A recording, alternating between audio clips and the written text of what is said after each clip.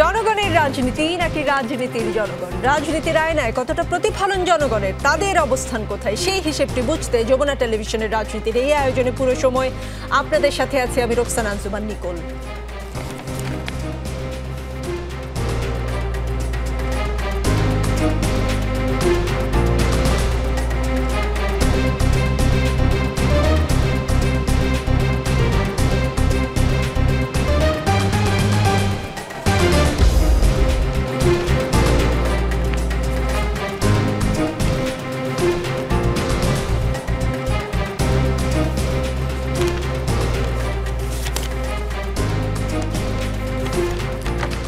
রাজনীতিতে আজকে আমাদের সঙ্গে আছেন গণমাধ্যম ব্যক্তিত্ব আব্দুল নুন তুষার, আমাদের সঙ্গে আছেন বিএনপি নেতা আসিফ সিরাজ রব্বানী, আমাদের সঙ্গে জাতীয় নাগরিক পার্টির যুগ্ম মুখ্য সমন্বয়ক নাভিদ নওরোজ শাহ আছেন। আব্দুল নুন তুষার, মাননীয় আদালত এ বিচার অতীতে প্রতিশোধ নয়, এটি ভবিষ্যতের জন্য একটি প্রতিজ্ঞা। চিফ প্রসিকিউটরকে এমন কথা কেন বলতে হলো? প্রসঙ্গ চিফ প্রসিকিউটর বনাম আসামি শেখ হাসিনা গং মামলা। এ বিচার অতীতের প্রতিশোধ নয়, এটি ভবিষ্যতের জন্য একটি প্রতিজ্ঞা। কোনো বিচারই তো প্রতিশোধ না। যে বিচার প্রতিশোধের সেই বিচার তো অবিচার। বিচার বরং প্রতিশোধ গ্রহণকে বন্ধ করে। প্রতিশোধ হচ্ছে চোখের বদলে চোখ, কানের বদলে কান, নাকের বদলে নাক। কিন্তু বিচার হচ্ছে সুবিচার, যেখানে অপরাধের মাত্রা এবং অপরাধের যে পরিধি সেটা বিবেচনা করে শাস্তি অথবা শাস্তি নয় এমন একটি জায়গাতে আদালত পৌঁছান। আদালত তো কখনোই প্রতিশোধের জন্য বিচার করেন না, ফলে এটা মনে করিয়ে দেওয়ার কিছু নাই। বরং এই কথাটা বলেই বরং মনে করিয়ে দেওয়া হচ্ছে যে একটা সাঁকো আছে এবং এটা কেউ নাড়াচ্ছে। আমার কাছে মনে হয়েছে যে কখনোই এটা বলতে হয় না যে এই বিচার প্রতিশোধের নয়। বিচার প্রতিশোধের হতে যাবে কেন? এটাই তো হচ্ছে প্রথম প্রশ্ন। ট্রাইব্যুনালে দাখিল হয়েছে শেখ হাসিনার বিরুদ্ধে প্রথম আনুষ্ঠানিক অভিযোগ। দেশের বিচার বিভাগের ইতিহাসে প্রথম পুরো শুনানি সরাসরি সম্প্রচার হয় টেলিভিশন ও সামাজিক যোগাযোগ মাধ্যমে, যদিও অডিও খুব একটা ভালো ছিল না। কেউ কেউ বলছে এটা যারা বিটিভিতে কাজ করছেন এখনও ফ্যাসিস্টের দোসর আছে কিনা, তারাই আসলে এই অডিও গণ্ডগোলের কারণ কিনা, এরকম আমি দেখতে পেয়েছি সামাজিক যোগাযোগ মাধ্যমে, হয়তো মজা করে কেউ কেউ বলছেন। আদালতের কার্যক্রম সরাসরি সম্প্রচার, বিষয়টা কেমন লেগেছে আপনার কাছে? পৃথিবীর অধিকাংশ দেশে আদালতের কার্যক্রম সরাসরি সম্প্রচার করা হয় না। আমরা আদালতের সরাসরি কার্যক্রম দেখেছি এমন জায়গাতে যেখানে আসলে বিচারকে এক ধরনের পপুলারাইজ করার চেষ্টা করা হয়। আদালতের কার্যক্রম সরাসরি সম্প্রচার করলে সাধারণত যারা বিচার বোঝেন না, যারা আইন বোঝেন না, এমন লোকেরাও এইটাতে আগ্রহী হয়ে তারা নানান ধরনের সমস্যা তৈরি করতে পারেন। যে কারণেই আপনি দেখবেন এমনকি মার্কিন যুক্তরাষ্ট্রে, আমেরিকাতেও আদালত কিন্তু ছবি আঁকে। আপনি দেখবেন স্টিল ছবি দিয়ে আদালতের এই বিষয়গুলি বলা হয়।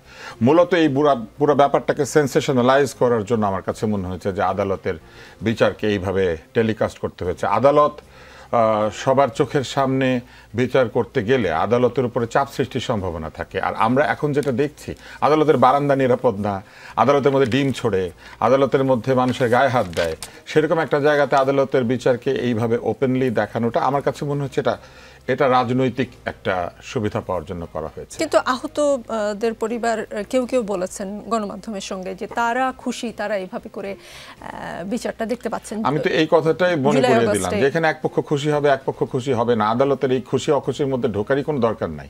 আদালতকে অবিচার করবেন, এই বিচার আমরা দেখলেই কি আদালতের বিচার ঠিক হয়ে যাবে? না দেখলে পরে ঠিক হতো না। আদালতের বিচার কি দেখে দেখে করলে পরে আদালত সঠিক বিচার করে না, না দেখলে পরে বিচার ঠিক মতো করেন না? এটা তো আসলে একটা প্রশ্ন।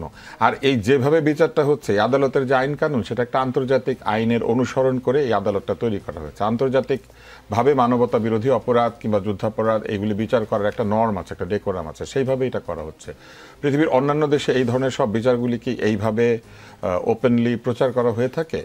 এটা কিন্তু একটা জরুরি বিষয়। এইখানে যারা বিবাদীর পক্ষে থাকবেন তাদের নিরাপত্তাও তো এতে বিঘ্নিত হবে। কারণ অনেক উকিল আছেন, অনেকে আছেন, তারা হয়তো ওইখানে গিয়ে বিবাদীকে রিপ্রেজেন্ট করবেন।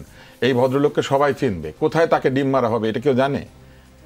এইটা তো আসলে অবশ্যই সব জায়গাতে তাদেরকে পাহারা দেবেন। আর একটা মজার বিষয় আছে, সেটা হচ্ছে যে বিবাদী পক্ষের যে উকিল নিযুক্ত করা হয়েছে সেখানে কি বিবাদীকে সুযোগ দেওয়া হয়েছিল যে তিনি তার উকিল নিজে নিযুক্ত করবেন? রাষ্ট্র ঠিক করে দিয়েছে তার উকিল কে হবে। তো এটাও তো আমার কাছে মনে হয়েছে যে এটা জিজ্ঞেস করা উচিত। জি, প্রশ্ন থেকেই যাই বলছেন আসিফ সিরাজ রব্বানী। আজকে সরাসরি বাংলাদেশ টেলিভিশন সহ বেশ কয়েকটি বেসরকারি টেলিভিশন চ্যানেলে সরাসরি এই বিচার কার্যক্রম দেখানো হয়েছে। ট্রাইব্যুনালে দাখিল হয়েছে শেখ হাসিনার বিরুদ্ধে প্রথম আনুষ্ঠানিক অভিযোগ এবং 16 জুন হাজির হতে বলা হয়েছে। পুরো সরাসরি সম্প্রচার বিষয়টা কেমন লেগেছে আজকের বিচার কার্যক্রম নিয়ে আপনাদের দলের বা আপনার অবস্থান? আপনার প্রশ্নের উত্তরে যাওয়ার আগে একটা কথা না বললেই নয়। আজকে দাঁড়িয়ে আছি, যার সাথে দাঁড়িয়ে আছি, একটু 90 দশকের কথা মনে হয়ে গেল। ইন্টার স্কুল ডিবেট টুকটাক করেছি তখন আমাদের তুষার ভাই আমাদের বিচারক হয়ে আসতেন। তো তখন তো আর আপনার সোশ্যাল মিডিয়ার যুগ ছিল না, মোটিভেশনাল স্পিকার বা আপনার ইনফ্লুয়েন্সার এরকম ছিল না। তো আমরা যার দ্বারা মোটিভেটেড হয়েছি তার পাশে দাঁড়িয়ে আজকে বলতে বেশ ভালোই লাগছে, এখানে অংশগ্রহণ করতে ভালো লাগছে। বলতে পারেন আমি চেষ্টা করি অ্যাজ অ্যান অ্যাঙ্কর সবাইকে সমান সুযোগ দেওয়ার এবং নিরপেক্ষ থাকার। কাজে আপনি যেটা বলার প্লিজ। জি এটা ভালোবাসি। জি না, আজকে বিচারিক আমরা দেখেছি যে ফ্যাসিবাদ বিরোধী যে আন্দোলনের যে প্রতিশ্রুতি ছিল যে এই ইন্টারিম গভর্নমেন্টের, তার যে বিচারের শুরুটা আজকে আমরা দেখতে পেলাম। টেলিভিশনে যে প্রচার, যেমন তুষার ভাই বলেছে, আমি তার সাথে একমত, এটার প্রজ অ্যান্ড কনস দুটোই আছে। বাট ওভারঅল যে বিচারটা শুরু হয়েছে, আমি এতে একজন সাধারণ নাগরিক হিসেবে খুশি। এবং এখানে যে আপনার এতজন যে শহীদ হয়েছে, এত শত হাজার লোক শহীদ হয়েছেন, তাদেরকে এটা শুরুটা দরকার ছিল। শুধু তাই নয়, এখানে যারা আহত হয়েছেন, এখানে অনেক অঙ্গ হারিয়েছেন, এই যে শহীদরা তারা তাদের পরিবারের কাছে ফিরতে পারবে না, তো তাদের জন্য এই বিচারটার শুরুটা দরকার ছিল। তা আমরা চাই যে এখানে ন্যায় বিচার প্রতিষ্ঠিত হোক এবং এটার জন্য ট্রান্সপারেন্সি, এবং যেখানে বলা হয়েছে, আমি শুনেছি প্রসিকিউটর বলেছেন যে এখানে প্রমাণ সেইভাবে প্রমাণগুলো থাকবে যার অধীনে যেন নির্বাচনটি যেন আসল ইনসাফের আপনার হয়, এটা যেন প্রতিষ্ঠিত হয়, এটাই আমি দেখতে চাই। জি, নাভিদ নওরোজ শাহ, আপনারা দাবি করেছেন জুলাই হত্যার বিচার দৃশ্যমান করে এবং মৌলিক সংস্কার করে নির্বাচন দিতে হবে। জুলাই হত্যার বিচার শুরু হয়েছে। জুলাই আগস্ট গণহত্যার অভিযোগে মামলায় ক্ষমতাচ্যুত সাবেক প্রধানমন্ত্রী শেখ হাসিনা সহ 3 জনের বিরুদ্ধে 5টি অভিযোগ আমলে নিয়েছেন আন্তর্জাতিক অপরাধ ট্রাইব্যুনাল। শেখ হাসিনা ও সাবেক স্বরাষ্ট্রমন্ত্রী আসাদুজ্জামান খান কামালের বিরুদ্ধে মামলায় গ্রেফতারি পরোয়ানা জারি করা হয়েছে। মামলার অপর আসামি পুলিশের সাবেক মহাপরিদর্শক চৌধুরী আব্দুল্লাহ আল মামুন গ্রেফতার থাকায় তাকে এই মামলায় গ্রেফতার দেখানো হয়েছে। মামলার পরবর্তী শুনানি 16 জুন ধার্য করেছেন আদালত। আজকে আন্তর্জাতিক অপরাধ ট্রাইব্যুনালে দাখিল করা অভিযোগ আমলে নিয়ে বিচারক এই আদেশগুলো দেন। আমি দর্শকদের উদ্দেশ্যে পুরোটি একটু পড়ে শোনালাম। বাংলাদেশে প্রথমবারের মতো টেলিভিশনে বিচার কাজটি সরাসরি সম্প্রচার করা হয়েছে। এতে কি বিচার কাজ দৃশ্যমান হলো কিনা, যেই দাবিটা আপনারা করে আসছিলেন যে বিচার কাজ দৃশ্যমান করতে হবে, মৌলিক সংস্কার করতে হবে, মৌলিক সংস্কারগুলোও কিন্তু হয়তো নির্ধারণ হয়ে যাবে, কেননা ঐকমত্য কমিশনের বৈঠক কালকে শুরু হচ্ছে এবং ধাপে ধাপে বৈঠকগুলো হতে থাকবে। তাহলে কি এখন মনে হচ্ছে কি না যে নির্বাচন, কারো মনে হতেই পারে নির্বাচন নিয়ে এনসিপির একটা অ্যালার্জি আছে, এই অ্যালার্জি থেকে আপনারা কিছুটা হলেও দূরে, ডিস্টেন্স অ্যালার্জি এবং আপনাদের ডিস্টেন্স ক্রিয়েট হতে পারে বা নির্বাচনের দিকে আপনারা যেতে পারেন? জি, ধন্যবাদ প্রথমে আমন্ত্রণ জানানোর জন্য। প্রথমেই এটা বলে নিচ্ছি, ক্লিয়ার করে নিচ্ছি যে নির্বাচন নিয়ে এনসিপির কোনোই অ্যালার্জি নেই। আমরাও নির্বাচনে অংশ নেওয়ার জন্যই তো একটা রাজনৈতিক দল আসলে গঠন করতে হয়েছিল, কারণ বিপ্লব থেকে এসে আমাদের একটা রাজনৈতিক দল করার, এছাড়া আর অনেকগুলো কারণের মধ্যে এটা একটা অন্যতম যে আমরাও নির্বাচনের সামনে অংশ নিতে চাই, কারণ আমরা বিপ্লবের চেতনাটিকে ধরে রাখতে চাই। কিন্তু সেই ক্ষেত্রে আমাদের যে দাবিগুলো ছিল মূলত যে বিচারের দৃশ্যমান কার্যক্রম শুরু হতে হবে এবং মৌলিক সংস্কার বাস্তবায়ন করতে হবে। তা আজকে যে একটা যুগান্তকারী পদক্ষেপ আমরা দেখলাম যে বিচারটাকে দৃশ্যমান করা হয়েছে। অবশ্যই আমার শ্রদ্ধেয় 2 জন ভাই সহ আলোচক যারা আছেন তারা বললেন যে প্রজ এন্ড কনস দুটো আছে, সেটার সাথে আমরাও একমত, কিন্তু বিচারটা দৃশ্যমান হয়েছে, এটা আমাদের দলের পক্ষ থেকে আমরা সাধুবাদ জানাচ্ছি। তা আমরা আশা করছি যে এই দৃশ্যমান বিচার প্রক্রিয়ার মধ্যে দিয়ে একটি ন্যায় বিচার যেন প্রতিষ্ঠা হয়, এর বাইরে আমরা আসলে কিছুই চাই না। আর আপনি যেহেতু বললেন যে আগামীকালও তো আছে জাতীয় ঐকমত্য কমিশনের মিটিং আছে, দ্বিতীয় ধাপেরটা শুরু হবে। জি, দ্বিতীয় ধাপেরটা শুরু হবে। সুতরাং যদি বিচার প্রক্রিয়া সুন্দরভাবে আগায়, কোনো বাধাহীনভাবে আগায় এবং যদি মৌলিক সংস্কারগুলো আমরা বাস্তবায়ন করতে পারি, অন্তত একটি সুষ্ঠু নির্বাচন আয়োজনের জন্য যতটুকু মৌলিক সংস্কার প্রয়োজন এবং গণ অভ্যুত্থানের যে স্পিরিটটা আছে, জুলাই স্পিরিটকে ধরে রাখার জন্য যে মৌলিক সংস্কারগুলো প্রয়োজন, এগুলো বাস্তবায়ন করা সম্ভব হলে আমরাও নির্বাচনে অংশ নিতে প্রস্তুত। জি, সেটা ধরেন ডিসেম্বরে হলেও প্রস্তুত। হ্যাঁ, আমাদের কিন্তু টাইমলাইন নিয়ে আমরা কখনোই কোনো দ্বিমত পোষণ করিনি সরকারের সাথে। সরকার বলেছে যে ডিসেম্বর থেকে জুনের মধ্যে তারা নির্বাচন আয়োজন করবে। আমরা শুরু থেকে বলে আসছি যে যদি দৃশ্যমান বিচার প্রক্রিয়া আমরা দেখতে পাই এবং মৌলিক সংস্কার বাস্তবায়ন হয়, তাহলে সরকার যখনই নির্বাচন আয়োজন করবে আমরা তখনই সেটাতে অংশ নিতে প্রস্তুত। আপনারা ডিসেম্বর নিয়ে আপনাদের কোনো যদি আমরা মৌলিক সংস্কার বাস্তবায়ন দেখতে পাই।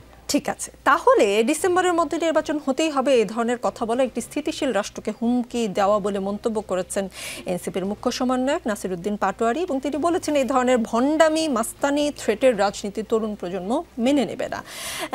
তিনি যেটা বলেছেন, সংস্কার প্রক্রিয়া বাংলাদেশে হবে, বিচার বাংলাদেশে হবে, তারপরে বাংলাদেশের মানুষ একটি গণতান্ত্রিক প্রক্রিয়ায় যাবে। যাদের এই কথাটি বুঝতে সমস্যা তারা জনগণের কাছে যান, জনগণের কাছে বুঝুন তারা কি চায়। আপনার স্টেটমেন্ট আর এই স্টেটমেন্ট কি এক হলো কিনা এটা একটু বুঝতে চাই। আরেকটা প্রশ্ন, বিএনপি জনগণের কাছে, মানে নাসিরউদ্দিন পাটোয়ারি বিএনপিকে বলেছেন জনগণের কাছে গিয়ে বুঝতে জনগণ কি চায়। আচ্ছা নাভিদ নওরোজ, আপনাদের সমাবেশে ইদানিং লোক কি হচ্ছে না? কারণ সেই যখন আপনারা নির্বাচন কমিশন ঘেরাও করলেন, খুব মানে 100 জন আমি গুনতে পারবো কিনা আমি ঠিক জানি না, আমি দেখেছি ছবিগুলো, তাহলে প্রায় জনশূন্য এই ধরনের সমাবেশের পরে আপনারা যখন বিএনপিকে বলেন জনগণের কাছে গিয়ে বুঝতে, সেটা আসলে কতটুকু লজিক্যাল হয়? আচ্ছা, ধন্যবাদ। কিন্তু প্রথমেই যদি আমি দ্বিতীয় প্রশ্নটার উত্তর দিয়ে শুরু করতে চাই, যে আপনি যে ছবিগুলো হয়তো দেখেছেন আপু, আমার মনে হচ্ছে সেগুলো আমাদেরকে মানে প্রশ্নবিদ্ধ করার জন্য। যে কোনো সমাবেশে যখন হয় যে 10টার দিকে আমাদের সমাবেশ, সবাই আসুন, দেখা যায় যে 10টা বাজার 5 মিনিট আগে একটা ড্রোন শট নেওয়া হয়, কেউ না কেউ উপর থেকে ছাদ থেকে ছবি তুলে, তখন কিন্তু মানুষজন মাত্র আসা শুরু করে। তো সুতরাং তখন তো সমাবেশে মানুষ কম থাকবেই। এবং আমরা বিগত কয়েকটা সমাবেশে একই ধরনের প্রচারণা সোশ্যাল মিডিয়াতে দেখতে পেয়েছি যে আমাদের সমাবেশগুলোতে লোক সংখ্যা কম দেখানোর একটা প্রচেষ্টা চালানো হয়, একটা অপপ্রচেষ্টা চালানো হয়। তো আপনি হয়তো আপু পরের মানে সমাবেশের শেষের দিকে অবস্থাটা খেয়াল করেনি, সেখানে কিন্তু প্রায় 1000-এর মতো মানুষ ছিল অন্তত। আমরা একটা অ্যাজাম্পশন করছি মানুষ তার গুণে দেখা যায়নি, কিন্তু এটা আমরা মানে শ্রদ্ধা ভরে মানে ডিনাউন্স করছি যে আমাদের সমাবেশে মানুষ হয় না। এটা হচ্ছে এক নম্বর কথা। দ্বিতীয় কথা হচ্ছে যে বাংলাদেশের এখন আমরা একটা আধুনিক রাজনীতিতে প্রবেশ করছি। আমরা মনে করি না যে সমাবেশে মানুষ হলেই একটা দাবি যৌক্তিক এবং মানুষ না হলেই যে একটা দাবি অযৌক্তিক, এরকম না। আমরা কিন্তু বিগত ফ্যাসিবাদী সরকারের সময় আমরা বিএনপির অজস্র আন্দোলন দেখতে পেয়েছি।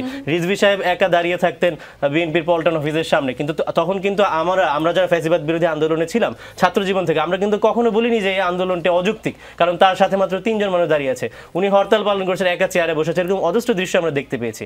কিন্তু তখন কিন্তু আমরা সমর্থন জানিয়েছিলাম নৈতিকভাবে, যে কারণ তারা গণতন্ত্রের জন্য আন্দোলন করছে। সুতরাং মানুষ বেশি হবে না কম হবে এটা দিয়ে আগামী রাজনীতি বাংলাদেশে নির্ধারণ হবে না বলেই আমরা মনে করি। কারণ আমরা বিশ্বাস করি যে আগামীর বাংলাদেশে যেন সুষ্ঠু ভোট আয়োজন হয়, এরকম একটা পরিবেশ তৈরি হবে, রাষ্ট্র কাঠামো এরকম একটা পরিবেশ মানুষকে তৈরি করে দিবে। সুতরাং মানুষ সমাবেশে আসার দরকার নেই, আমাদের দাবি যদি যৌক্তিক হয়ে থাকে মানুষ ভোট বিপ্লবের মাধ্যমে আমাদেরকে সমর্থন জানাবে। আর আপনার যদি প্রথম প্রশ্নতে আসি, সেখানে নাসিরউদ্দিন পাটোয়ারি কিন্তু বলেছেন যে হতেই হবে, এটা কিন্তু কোট আনকোট, এটা আমি আবারও উল্লেখ করে এই জন্য বলছি যে আমরা যদি বলি যে ডিসেম্বরের মধ্যে নির্বাচন হতেই হবে, সেই ক্ষেত্রে কিন্তু আমরা সরকারকে একটা বাধ্যবাধকতার মধ্যে ফেলে দিচ্ছি যে যেন তেনভাবে হলেও মৌলিক সংস্কার হোক বা না হোক নির্বাচনের দিকে আগে যেতে হবে। সেই জন্য কিন্তু উনি মূলত এই কথাটা বলেছেন। শব্দটাতে আপনাদের আপত্তি? জি, সো আমরা হতেই হবে এই কথাটাতে আমরা একমত নই, কিন্তু যদি মৌলিক সংস্কার বাস্তবায়ন হয়, আমরা যদি রাজনৈতিক দলগুলো, যেগুলো মূল রাজনৈতিক দল এবং জাতীয় ঐক্যমত্য কমিশনের মাধ্যমে আমরা যে সংস্কার প্রস্তাবগুলো দিয়েছি রাষ্ট্র কাঠামোর সংস্কারের জন্য, সেগুলো যদি বাস্তবায়িত হয় তাহলে ডিসেম্বর হোক জুন হোক আমাদের তো নির্বাচনে যেতে কোনো বাধা নেই। জি, আব্দুল নূর তুষার, আজকে সকালে জামায়াতে ইসলামী নিবন্ধন বাতিল করে দেয়া হাইকোর্টের রায় বাতিল ঘোষণা করে আপিল বিভাগ। প্রধান বিচারপতি সৈয়দ রেফাত আহমেদের নেতৃত্বাধীন 4 সদস্যের বেঞ্চ এই আদেশ দেন। পাশাপাশি দলটির নিবন্ধন ফিরিয়ে দিতে নির্বাচন কমিশনকে নির্দেশ দেওয়া হয়, তবে দলটির প্রতীক দাঁড়িপাল্লার বিষয়ে কমিশন সিদ্ধান্ত নেবে বলেও জানানো হয়। আগামীকাল ইসিতে জামায়াতে যাবে আমরা যতদূর জানতে পেরেছি। জামায়াত তার মানে নিবন্ধন ফিরে পেল, এইটা রাজনীতিতে কি ধরনের পরিবর্তন আনতে পারে এই সময়ে? নিবন্ধন ছাড়া কি তারা রাজনীতি করে নাই? ফলে নিবন্ধন থাকা না থাকার সাথে রাজনীতি করার কোনো সম্পর্ক নাই। নিবন্ধিত হওয়ার বেশি দরকার হচ্ছে ইলেকশনে নিজের প্রতীক পাওয়া এবং ইলেকশনে অংশগ্রহণের ক্ষেত্রে একই প্রতীকে 200 বা 300 আসনে রাজনীতি করার যে বিষয়টি, এটা মূলত নিবন্ধন পেলে হয়। ধরেন একটা দলের নিবন্ধন নাই, কিন্তু তাদের সমস্ত কর্মী ইলেকশনে দাঁড়িয়ে গেল, তাদেরকে আলাদা করে দাঁড়াতে তো কেউ বাধা দেয় নাই। নিবন্ধন আসলে প্রয়োজন হচ্ছে দলীয়ভাবে নির্বাচন করার জন্য, যেখানে দলের নির্দিষ্ট প্রতীক থাকবে, যেখানে দলের প্রার্থীরা একই ধরনের পোস্টার ছাপাবে, এইসব করার জন্য। তো সেই হিসেবে জামাত নিবন্ধন ফেরত পেয়েছে, এর সঙ্গে তাদের রাজনীতিতে থাকা না থাকার কোনো সম্পর্ক নাই। মূল যে বিষয়টি সেটি হচ্ছে যে জামাত আগের মতো প্রতীক চাইতে পারবে, দলীয় প্রতীক চাইতে পারবে, এবং দলীয় যে সুবিধাগুলি দিয়ে থাকে নির্বাচন কমিশন, যেমন দলের প্রধান স্বাক্ষর করে সব প্রার্থীকে নমিনেট করে পাঠিয়ে দিতে পারেন, এই সুবিধাগুলি জামাত এখন পাবে। জি, একটা কথা হচ্ছে, এটা নিয়ে বেশ আলোচনা এবং চর্চা হচ্ছে যে বিএনপির কাছ থেকে এনসিপি এবং জামায়াত আসলে এক ধরনের আসন সমঝোতা চেয়েছিল এবং সেটা শেষ পর্যন্ত ঠিক সাকসেসফুল হয়নি, এবং সাকসেসফুল না হওয়াতে এই যে রাজনৈতিক সংকট এখন দেখা যাচ্ছে, মানে কি বলবো, তিনটা স্টেক হোল্ডার তিন দিকে, সেনাবাহিনী, বিএনপি এবং সরকার, আসন সমঝোতা না হবার কারণে এই সংকট, নাকি নির্বাচনটা পেছানোর জন্য কোনো ষড়যন্ত্র সেই কারণে এই সংকট, নাকি আমাদের রাজনীতি আর আসলে আমাদের হাতে নাই সেই কারণে এই সংকট, নাকি আপনার অন্য কোনো টেক আছে? আপনি অনেকগুলি প্রশ্ন করেছেন, আমি অপশন দিয়েছি, আমি প্রশ্ন করি না, অপশন দিয়েছি। আমি একটা করে যাই না, আমি এমসিকিউ তো উত্তর দিতে পারি না, আমাদের সময় এমসিকিউ ছিল না, আমি তখন ওদের ক্লাস নিতাম ডিবেটে, আমি এটাই বলতাম যে এমসিকিউ হচ্ছে ইয়েস নো টাইপের উত্তর হয় এবং সেগুলো আসলে সঠিকভাবে ব্যাখ্যা করা যায় না। আমি একটা শুধু বলি প্রথমে, সেটা হচ্ছে যে মৌলিক সংস্কার কোনগুলি, এই বিষয়ে কিন্তু আসলে কোনো ধারণা জনগণের কাছে নাই। কেননা প্রথম মৌলিক সংস্কার তো ইলেকশন, কেননা 16 বছরের মধ্যে প্রথম ইলেকশনটা ছাড়া, অর্থাৎ 2008-এর যে ইলেকশনটা ছাড়া বাকি ইলেকশনগুলি তো গ্রহণযোগ্য হয় নাই। ফলে দেশে যে গণতন্ত্র নাই, এটাই তো সংস্কারহীনতার একটা বড় কারণ। কারণ গণতন্ত্র না থাকার কারণে পার্লামেন্টের ভেতর থেকে যে আইনের সংস্কার, মানুষের চাহিদা অনুযায়ী দেশকে পরিচালনার জন্য নিয়ম নীতি সংস্কার, সেগুলো হয় নাই। এক ব্যক্তির শাসন বা কিছু ব্যক্তির শাসনে বাংলাদেশ ছিল। ফলে নির্বাচনই তো একটা বিরাট মৌলিক সংস্কার, সেই সংস্কারটাও হতে পারবে না যদি অন্য সংস্কারগুলি না হয়।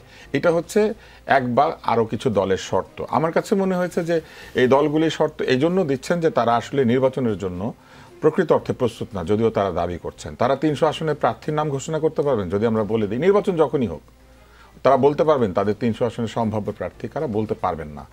এবং যে গুজবটি উঠেছে যে বিএনপির সঙ্গে কেউ না কেউ দর কষাকষি করছে, বড় রাজনৈতিক দলের সঙ্গে সবসময় ছোট রাজনৈতিক দলগুলি দর কষাকষি করে, কারণ বিভিন্ন এলাকা ভিত্তিতে তাদের কিছু ভোট ব্যাংক থাকে, তাদের কিছু কিছু জায়গাতে শক্ত প্রার্থী থাকে, সব আসনে থাকে না। এই সব জায়গাতে দেখা যায় এই দর কষাকষি হয়। কিন্তু এইবার যারা দর কষাকষি করবেন তারা একটু বিপদে থাকবেন, কেননা বিএনপিকে সবসময় চিন্তা করতে হচ্ছে তারা আওয়ামী লীগকে পরাস্ত করবে, কারণ আওয়ামী লীগ আরেকটি বড় দল। যেহেতু আওয়ামী লীগের কোনো প্রার্থী থাকবে না বলে আমরা মনে করছি এখন এই নির্বাচনে, সেহেতু বিএনপি কি কারণে এই ছোট ছোট দলগুলির সঙ্গে আসন ভাগাভাগি করবে? আর জাতীয় সরকার তৈরি করা আর জাতীয় ভিত্তিতে পার্লামেন্ট তৈরি করা দুই জিনিস। ইলেকশন হলে জাতীয় ভিত্তিক পার্লামেন্ট তৈরি করে, কারণ মানুষ ভোট দিয়ে প্রত্যেককে পাঠায়, ফলে পার্লামেন্ট নিজেই একটা জাতীয় পার্লামেন্ট। সেই জাতীয় পার্লামেন্ট থেকে সরকার তৈরি করার সময় যদি বিএনপি সেই সরকারে অন্যান্য দল থেকে অংশগ্রহণ নিশ্চিত করতে চায়, সেটার জন্য তো পার্লামেন্টের মেম্বার দরকার হবে এমন কোনো কথা নাই। বিএনপি টেকনোক্র্যাট কোটায় মন্ত্রী নিতে পারে, বিএনপি যাদেরকে মনে করতে পারে যে তাদের এই সরকারের অংশ করতে হবে, নানানভাবে সরকারের অংশ করার প্রক্রিয়া কিন্তু আমরা আগেও দেখেছি। ফলে বিএনপির জন্য তো আসলে দর কষাকষি বা ভাগাভাগির প্রয়োজনীয়তা আমি এখন আর দেখি না। তারপরেও যদি বিএনপি নেতৃবৃন্দ মনে করেন, কারণ এখানে বিএনপি নেতা আছেন, আমি উত্তর দিচ্ছি, এটা খুব অদ্ভুত ব্যাপার, তারপরেও যদি বিএনপি মনে করে যে তারা কারোর সাথে দর কষাকষিতে যাবে বা কাউকে তারা কিছু সিট দিবে, বা সেটা তাদের রাজনৈতিক সিদ্ধান্ত হবে, কিন্তু ভোট গোনার সিদ্ধান্তে আমার কাছে মনে হয় যে বিএনপির কাউকে সিট দেওয়ার কোনো প্রয়োজন নাই। কারণ বিএনপি এর আগেও 300 আসনে সব জায়গাতেই তারা প্রতিদ্বন্দ্বিতা করেছে এবং তারাই মূলত প্রথম অথবা দ্বিতীয় ভোটটা পেয়েছে। ফলে ভোট ঠিক মতো হলে তো বিএনপির অন্য কারো ভোটের উপর চড়ে জেতার দরকার নেই। আগে হতো, কারণ আগে আওয়ামী লীগের মতো শক্তিশালী প্রতিদ্বন্দ্বী ছিল, বিরাট একটা মোর্চা ছিল, 14 দলের মোর্চা ছিল, সেখানে কমিউনিস্টরা মূলত আওয়ামী লীগের দিকে ছিলেন, তখন একটা ভোট গোনাগুনির ব্যাপার ছিল। এইবার তো সেটা নাই, এখন আর নাই। সবসময় কিন্তু বিএনপি জামাতকে সাথে নেয় না, এটাও সবসময় নেয়নি, কখনো একবার বা দুবার নিয়েছে। মিস্টার রব্বানী ভালো বলতে পারবেন যে একবার না দুবার।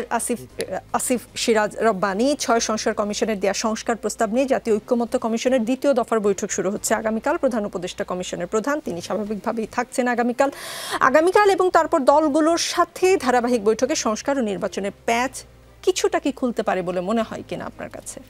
প্রথমেই আমি মাননীয় প্রধান উপদেষ্টাকে ধন্যবাদ জানাই যে বিএনপি বসার সুযোগ পেয়েছে, কারণ কালকে তো সবগুলো দলের না, ঠিক আছে, মানে যেভাবে এনসিপিকে যাতায়াত করতে দেখা যায় প্রধান উপদেষ্টার কার্যালয় নির্বিঘ্নে, এমনকি যখন প্রধান উপদেষ্টা পদত্যাগ করবে কি না সেই বার্তাও কিন্তু জনগণের সামনে এসেছে এনসিপি নেতাদের মাধ্যমেই। তো সেই ক্ষেত্রে বিএনপি ধরেন এই ধরনের সুযোগ যে পাচ্ছে, এটা সবার জন্যই বসছে, বাট বিএনপি আরও কিন্তু অনেকবারই যাওয়ার জন্য বলেছেন, কিন্তু সেভাবে কিন্তু রেসপন্স পাইনি এর আগে। সংস্কারের কথা যেটা আমরা আসি, সংস্কার কিন্তু আমরা অনেক আগে থেকে শুনছি। এখন একটা দেখা যাচ্ছে যে বিএনপি সংস্কার চায় না, নির্বাচন চায়।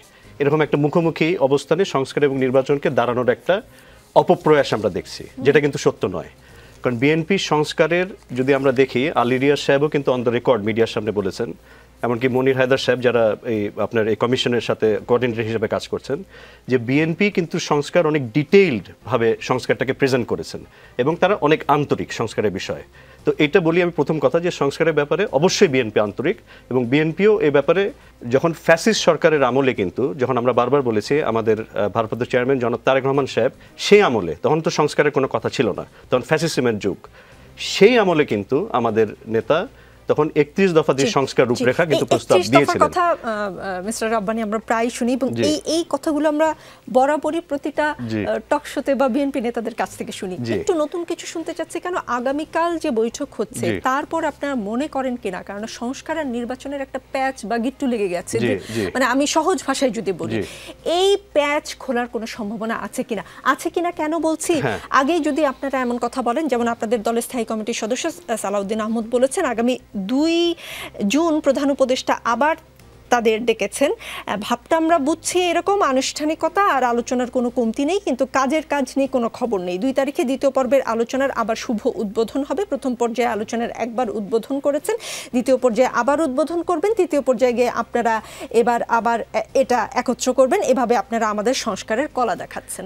যখন এই ধরনের কথা একটা বৈঠকের আগেই বলা হয়, তখন কি আসলে প্যাচগুলো খোলার কোনো সুযোগ থাকে? পলিটিক্যাল রেটরিক্স থাকেই, এটা ঠিক আছে না, এটা তো ধরেন পলিটিক্যাল ভাষায় মাঝে মধ্যে এটা লিটারাল মিনিংয়ে যাওয়া যাবে না, বাট আমরা কেন এই কথাগুলো আসে সেটাও দেখতে হবে। আমরা জানি যে সংস্কার কমিশন কিন্তু অনেক প্রস্তাবনা, অনেক রিপোর্ট আকারে কিন্তু অলরেডি সাবমিট করেছে, অনেক আগেই করেছে। তো মন্ত্রণালয় যখন আপনার এগুলোর যে আইন ছাড়াও কিন্তু কিছু কার্যকরী পদক্ষেপ নিয়েছে মন্ত্রণালয়, এরকম কিন্তু একটা সংস্কারের বিষয় আমরা কিন্তু দেখিনি। তো যখন বিএনপি এই কথাগুলো বলে, এর কারণ হচ্ছে যে একটা ভিজিবিলিটি, কিন্তু আমরা এখনো সংস্কারের কোনো পর্যায়ে কিন্তু সেই ভিজিবিলিটিটা দেখিনি। তো তখন আমাদের মনে হয় যে এটা কি টোটাল ট্যাকটিক্সটাই কি নির্বাচনকে পেছানোর জন্য কিনা, এটা কি এমন করা হচ্ছে যে যেই কোনো একটি বিশেষ দলকে সে স্পেস বা সময়টা তৈরি করে দেওয়ার, যেটাতে তারা সাংগঠনিক কাঠামোতে তৈরি করে সেই নির্বাচনে যেন তারা কম্পিট করে। এটাই আমাদের কাছে এই ধারণাটা মনে হচ্ছে। কারণ সংস্কার আপনি যতই বলেন, ওই ভিজিবিলিটিটি কিন্তু আমরা দেখতে পাচ্ছি না। এখন যদি তারা এই মিটিংয়ে করে তারা যদি একটা সংস্কার, এবং এখানে একটা কথা আছে কিন্তু, বড় সংস্কার এবং ছোট সংস্কার, এটাও কিন্তু ভেগ, এটাও কিন্তু স্পেসিফিক না যে আমরা কোনটা বলছি। এরকমও বলা হয়েছে বড় সংস্কার হলে জুনে নির্বাচন, ছোট সংস্কার হলে ডিসেম্বরে নির্বাচন। এখন এখানে এটা বলতে কি বোঝায়, এটাও তো আমাদের জানার দরকার আছে। এই ক্ল্যারিটিটাও কিন্তু নাই। আমার মনে হয় কি এখানে একটা ওই আস্থাহীনতার সৃষ্টি হয়ে গেছে। এই আস্থাটা অর্জন করতে হবে। আমাদেরকে ডায়ালগে ডাকছে, এটা ভালো কথা, আমি অবশ্যই এটা পজিটিভলি দেখি, কিন্তু আস্থার যে জায়গাটা এবং যে বিশ্বাসযোগ্যতার জায়গাটা, এটাই অর্জন করা হবে কিন্তু এই ইন্টারিম গভর্নমেন্ট বা মাননীয় প্রধান উপদেষ্টার মূল কাজ। যদি আপনি যদি এই সংকট থেকে বের হয়ে আসতে চান, নির্বাচন আপনাকে অবশ্যই একটা রোডম্যাপ কিন্তু ঘোষণা করতে হবে, যেটা আমরা বারবার বলছি। নির্বাচন রোডম্যাপও আমরা দেখছি না, এবং নির্বাচন রিলেটেড যে সংস্কারগুলো সেটাও কিন্তু আমরা দেখছি না। তো মৌলিক আমরা কিন্তু বারবার বলছি যে ন্যূনতম, এবং সংস্কার কিন্তু একটা চলমান প্রক্রিয়া। এমন না যে আপনি আজকে কয়েকটা সংস্কার করলে এরপরে রাষ্ট্র চলবে আরো বহু বছর। সংস্কার কিন্তু একটা চলমান প্রক্রিয়া, সংস্কারও হবে এবং আপনার এইভাবেই কিন্তু জাতি রাষ্ট্র এগিয়ে যাবে। সেই ক্ষেত্রে আমি মনে করি যে আস্থার যে সংকটটা, এই যে আপনার যে আমরা যে তাদের সাথে বসবো, এই আস্থার সংকটটা যদি কাটাতে পারে, তাহলে আমার মনে হয় এই প্যাচ বা এই গিট্টু যেটা আপনি বলছেন, এটা খোলার একটা সমূহ সম্ভাবনা আছে। জি, আব্দুল নূর তুষার, আগামীকাল বাজেট ঘোষণা, আপনি বলেছেন বাজেটের পর ব্যবসায়ীদের সামলাতে পারবেন না, ভাবিয়া ধরিও কর, পড়িয়া ভাবিও না। কেন এমন মনে করছেন? কারণ তাদের যে বাজেটটা, আমরা দেখেছি বাজেট নিয়ে আলোচনা পত্রিকা আসছে, সেখানে দেখা গেছে যে কর্পোরেট কর অনেক বাড়িয়ে দেওয়া হয়েছে, যেখানে বাংলাদেশের বিনিয়োগ কমে যাচ্ছে, যেখানে ইন্টারনাল বিনিয়োগ বা অভ্যন্তরীণ বিনিয়োগ প্রায় শূন্যের কাছাকাছি, যেখানে মূলধনী যন্ত্রপাতি আমদানি হচ্ছে না। মূলধনী যন্ত্রপাতি আমদানি না হওয়ার ফলে আমাদের রিজার্ভ বাড়ছে। এটা কিন্তু আসলে এই জন্য না যে আমরা অনেক আয় করছি সেই জন্য রিজার্ভ বাড়ছে, মূলত আমদানি কমে যাওয়ার কারণে রিজার্ভ বাড়ছে। ফলে এইসব একটা অবস্থায় যদি কর্পোরেট কর বাড়িয়ে দেন, আবার যদি অ্যাডভান্সড ইনকাম ট্যাক্স যেটা ছিল ইম্পোর্টের উপরে এক্সপোর্টের উপরে, সেটাও যদি বাড়িয়ে দেন, তাহলে কিন্তু ব্যবসায়ীরা আপত্তি করবেন। কেননা একই সঙ্গে ব্যবসায়ীদেরকে চাপ দেওয়া হয়েছে বেতন কাঠামো পুনর্নির্ধারণ করতে হবে, বেতন বাড়াতে হবে, সুবিধা বেশি দিতে হবে। একদিকে আপনি ব্যবসায়ীদেরকে বেশি খরচ করতে বলবেন, অন্যদিকে ব্যবসায়ীদেরকে অতিরিক্ত করের বোঝা চাপিয়ে দেবেন। এইটা আসলে আমার ধারণা যে ব্যবসায়ীরা ভালোভাবে নেবেন না। আপনি নিশ্চয়ই দেখেছেন তুলা আমদানির উপরে কর বাড়িয়ে দেওয়ার কথা হয়েছে, এবং কিছু কিছু কাঁচামাল যেগুলো আমাদের টেক্সটাইল অ্যান্ড গার্মেন্টস সেক্টরের জন্য খুবই গুরুত্বপূর্ণ। আমরা নিশ্চয়ই জানি যে টেক্সটাইল এবং গার্মেন্টস সেক্টর একটা বিরাট চ্যালেঞ্জের ভেতর দিয়ে যাচ্ছে, কারণ আমাদের যে মুক্তবাজার অর্থনীতির যে সুবিধাগুলি আমরা পেতাম, মধ্য আয়ের দেশ হওয়ার ফলে আমরা ধীরে ধীরে কিন্তু এই সুবিধাগুলি হারাতে শুরু করেছি। এরকম একটা অবস্থায় যেখানে একটা ব্যবসা বান্ধব এবং বিনিয়োগ বান্ধব এবং চাকুরি বান্ধব বাজেট তৈরি হওয়া উচিত, আমার কাছে মনে হচ্ছে সেইখানে বাজেটের যে পূর্ব পরিকল্পনা সেখানে কিছুটা ঘাটতি দেখা দিয়েছে। আর আরেকটা বিষয় আমি বলি, জুনে কেন নির্বাচন নিতে চায়, কারণ 1 জানুয়ারিতে ভোটার তালিকা হালনাগাদ করা হয়। জুনে নির্বাচন নিয়ে যাওয়ার একটা বড় কারণ হচ্ছে ধারণা করা হচ্ছে যে আগামী 1 জানুয়ারিতে একটা বিরাট সংখ্যক তরুণ জনগণ ভোটার হবে, এবং ধারণা করা হচ্ছে যে জুন মাসে তারা ভোট দিতে পারবে, দিলে তারা বিএনপিকে ভোট দিবে না, তারা এনসিপি অথবা তরুণরা তরুণদেরকে ভোট দিবে। এটা একটা খুবই ভুল ধারণা। এইভাবে তারিখ, বয়স ইত্যাদি দিয়ে কিন্তু আসলে ভোট নিয়ন্ত্রণ করা যায় না। ভোটকে ম্যানিপুলেট করার চেষ্টা করাটাই এক ধরনের সংস্কার বিরোধী কাজ এবং জুলাইয়ের চেতনা বিরোধী কাজ। ভোট আজকে হলে আজকে হবে, আজকে যে রায় হবে সেটাই রায়। এইভাবে যদি অপেক্ষা করতে হয় তাহলে আমরা কিন্তু বিভিন্ন কারণে বিভিন্ন এই নির্বাচনকে ডিলে করানো যাবে। সরকার এনসিপিকে একটা সুবিধা দেওয়ার জন্য এনসিপি না, সরকার হোক বা যারাই হোক, এই দাবিটা যারা করছেন জুন মাসে ইলেকশন হবে, তারা ধরে নিচ্ছেন যে 1 জানুয়ারিতে ভোটারের পরিমাণ বেড়ে যাবে। আপনার নিশ্চয়ই মনে আছে যে একটা বক্তৃতায় আমরা শুনেছিলাম যে ভোটারদের বয়স 17 বছর করে দেওয়া হোক। যাদের বয়স 17 ছিল ওই জানুয়ারির 1 তারিখে তাদের বয়স 18 হয়ে যাবে। কিন্তু আপনি বুঝতে পারছেন বিষয়টা? এই বক্তব্য দেওয়ার সময় যাদের বয়স 17 ছিল, এই আগামী জানুয়ারির 1 তারিখে তাদের বয়স 18-তে চলে যাবে। ফলে বাংলাদেশে 50% লোকের তো জানুয়ারিতে জন্মদিন, এটা তো আমরা এটাও আমরা শুনেছি 50% বেশি লোকের জন্মদিন। এবার বাজেট নিয়ে আরেকটা শব্দ শুধু আমি বলি, আমরা একটু ফিরে এসে তাহলে আলোচনাটা শেষ করি, ফিরে আসছি একটু পরে। দেখছেন রাজনীতি, আমাদের সঙ্গে আছেন বিএনপি নেতা আসিফ সিরাজ রব্বানী। বাজেট নিয়ে কথা হচ্ছিল। 2008 সালেও ছিল সোমবার, এবারও সোমবার, মানে এই 2 সোমবারেই সংসদের বাইরে বাজেট দেওয়া হবে বা হয়েছিল। আগামীকাল অর্থ উপদেষ্টা ডক্টর সালেউদ্দিন আহমেদ নতুন অর্থ বছরের বাজেট উপস্থাপন করবেন। বিটিভি সেটা সরাসরি সম্প্রচার করবে। ডিসেম্বরে নির্বাচন হলে বাজেটের অর্ধেক বাস্তবায়ন করতে হবে যে দলটি নির্বাচনে জয়ী হবে তাদের, সেটা বিএনপিও হতে পারে, মানে আপনারাও হতে পারেন। সিপিডির বিশেষ ফেলো দেবপ্রিয় ভট্টাচার্য বলেছেন, সরকার চলতি বাজেটকে কি কি নীতির ভিত্তিতে সংশোধন করলো তা বোঝা গেল না। বিএনপি কি বুঝেছে যদি অর্ধেকটা বছর আপনাদেরই চালাতে হয়? বুঝে নিয়েছেন আপনারা বা বুঝতে পেরেছেন? আমরা আমাদেরও এই ক্ল্যারিটি নেই, কারণ আমি ওই ডক্টর দেবপ্রিয়র যে কনফারেন্স ওখানে আমি ছিলাম এবং ওনার বিভিন্ন কনফারেন্স আমি এর আগেও যোগ দিয়েছি। এখানে সরকারের যেটা উনি বলার চেষ্টা করছেন, মানে অন্যান্য সেক্টরের মতোই এখানেও কিন্তু আমরা ওই ক্ল্যারিটিটা দেখছি না যে বাজেটে কি। আমরা কিছু কিছু জিনিস জানি যে ট্যাক্স বাড়ছে, ভ্যাট বাড়ছে, তবে একটা জিনিস এখানে লক্ষণীয় যেটা I want to point out, সেটা হচ্ছে আপনি যে পলিসিগুলো হচ্ছে এখানেও কিন্তু রিফর্মস পলিসি বলা হচ্ছে। যেমন আমি টেলিযোগাযোগ সেবার সাথে আমি যুক্ত আছি, একটা সংগঠনের আমি সভাপতি। সেখানেও আমরা দেখছি টেলিযোগাযোগের যে পলিসি হচ্ছে বা অন্যান্য যে রিফর্মস পলিসি হচ্ছে, এখানে দেখা যাচ্ছে বহুজাতিক কোম্পানিকে এনকারেজ জন্য পলিসিগুলোকে করা হচ্ছে। যেমন আমি যেটা মনে করি যে লোকাল ইনভেস্টার্সকে যদি সেফগার্ড না করা হয়, প্রোটেক্ট না করা হয়, তাহলে কিন্তু বিদেশিরাও এই দেশে ইনভেস্ট করতে এনকারেজ ফিল করবে না।